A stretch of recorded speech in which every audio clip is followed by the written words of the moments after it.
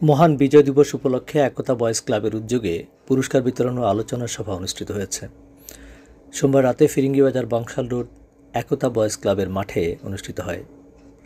একতা boys ক্লাবের সাধারণ সম্পাদক আব্দুর রহিমের সভাপতিত্বে প্রধান অতিথি হিসেবে উপস্থিত ছিলেন ফিরিঙ্গিবাজার ওয়ার্ড বিএনপির সভাপতি আক্তার খান, ফিরিঙ্গিবাজার ওয়ার্ড বিএনপির সাধারণ সম্পাদক সাদেকুর রহমান, যুবদল নেতা মেজবাউদ্দিন চৌধুরী মিন্টু, আনিসুর রহমান মিয়া সহ এলাকার নেতৃবৃন্দ।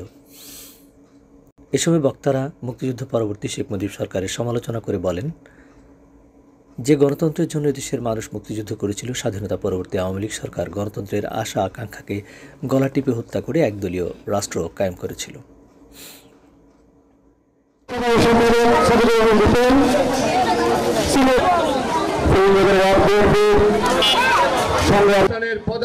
প্রধান বক্তা ৩৩ নং সম্পাদক জনাব রিপন ভাই।